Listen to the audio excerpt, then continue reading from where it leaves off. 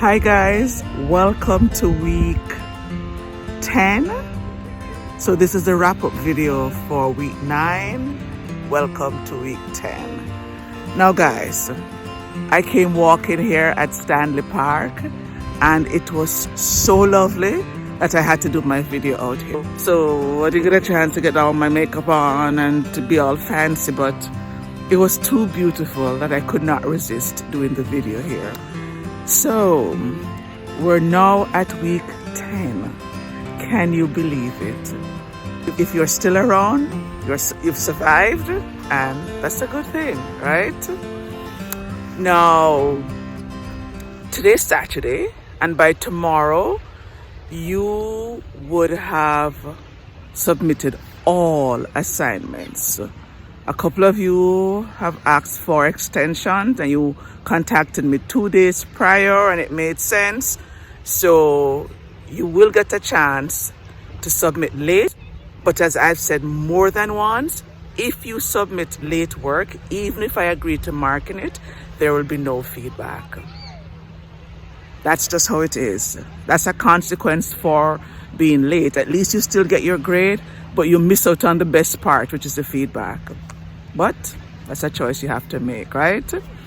Now, we had our peer editing session yesterday, and I guess maybe I shouldn't call it peer editing. Maybe I should call it workshopping, because it's a workshop setting. You get a chance to ask questions.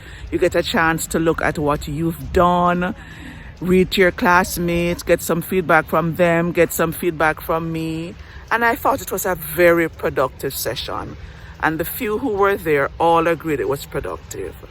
For those of you who have not watched the peer editing session, you need to watch it before you submit your assignment. So since today is Saturday, so I'm going to upload it today so that when you watch this video, you'll be reminded to take a look at the workshop session that we did on Friday. And I'm going to encourage everyone going forward to attend Friday sessions. We're going to be doing a workshop session just about every Friday, because once you listen to the videos and once you do your writing, you'll find that even after that, you need a bit of feedback. And as I explained to those who were there, it takes a lot of practice to learn. You don't learn just by listening. You don't learn just by watching videos. But learning is a process.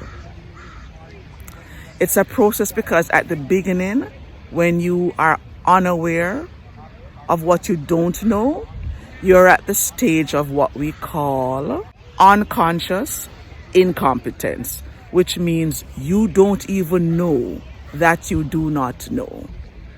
And then you move from unconscious incompetence to watching a video and maybe reading the textbook.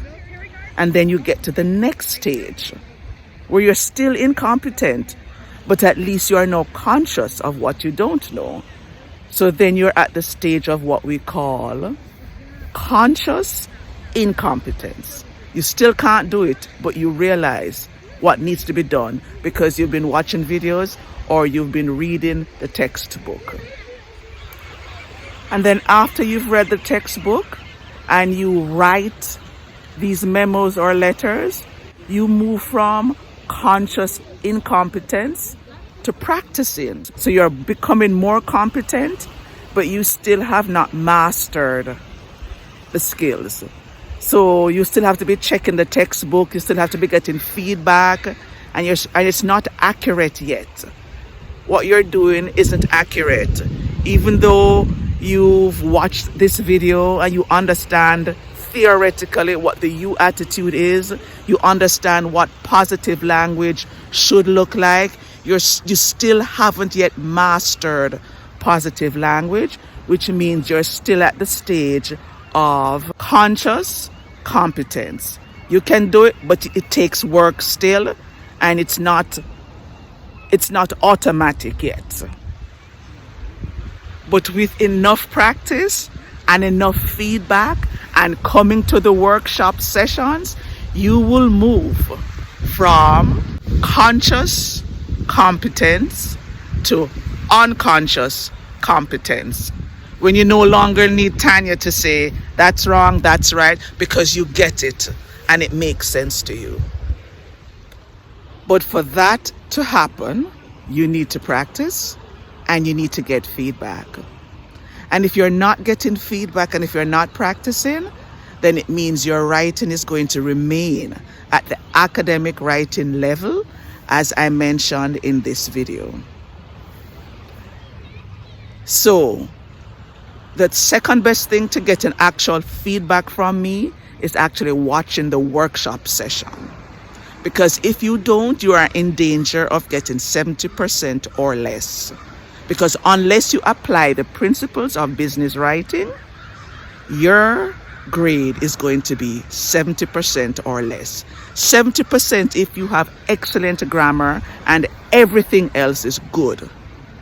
Less than that if you're not a great writer and you're not applying business writing principles. I just want everybody to be very aware of that, because students get very picky when they don't get the grades they want. I'm telling you what you need to do to get a good grade, but you have to do it and you have to decide that you want to do it.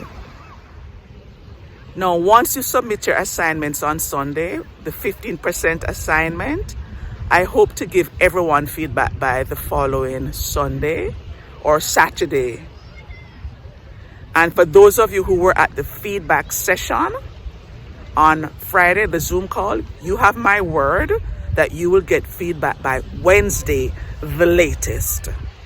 The latest. Promise. Now this week we're going to be moving on to letters, and I'm going to have a couple videos for you to watch. And specifically, we're going to be focusing on the cover letter and the resume. But guys, the cover letter can be one of the most powerful letters you will ever write, because when done right and when you attract attention and you build interest, you're guaranteed to get the job that you want, that you qualify for. Because you can be qualified for a job, but because you don't sell yourself enough in the cover letter, you're overlooked.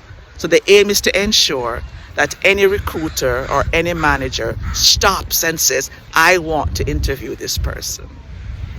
So I'm going to have a few videos out, and it's going to be the usual. Some to be done by Wednesday that will help you to write better. Some to be done by Sunday. And then, of course, peer editing on Friday, or peer editing stroke workshopping on Friday at 2:30 again. So the next assignment will be due on Sunday. I believe that will be March 14th. And it will be the cover letter and the resume.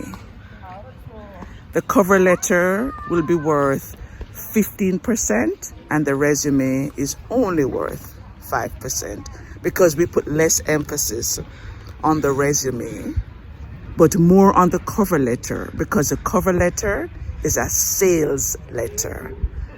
And my job is to teach you to write the best persuasive sales letter ever and to get the job you want. And as I said in this video, I believe in it because it happened for me. I came here to Vancouver with no contacts. My husband and I chose Vancouver because we heard it was warm. All our friends were in Toronto because there was a mass migration from Jamaica. We chose Vancouver. And I didn't realize how hard it was going to be to get a job until I started sending out resumes and cover letters. And as I said in this video, I sent out 200 cover letters and resumes, got 4 responses, and got 1 job offer. That's how I started working in Vancouver. And then I learned that I needed to write a persuasive sales letter. And when I did that, I applied for 6 jobs at the biggest colleges and universities here, including UBC and SFU. And the first one I did not get, but I got the other 5. And I was a part-time contract worker for 7 years in Vancouver. So I'm telling you guys, I know these skills work. If somebody like me, a minority, a woman with no contacts and no friends, all I had was good writing skills. And that's what got me an interview every time. So I know it works. So come to the workshop, especially because this is going to give you the skills, not just to get an A, but it will give you the skills to constantly land the job you want. And that will allow you to determine and set the lifestyle you want, the future you want. Now, I know some of you have contacts. Of course, if you have contacts, you don't need these skills. But if you don't have contacts, as I didn't, then you need good writing skills. So please come to the workshop session. You will benefit. Remember to practice gratitude, guys.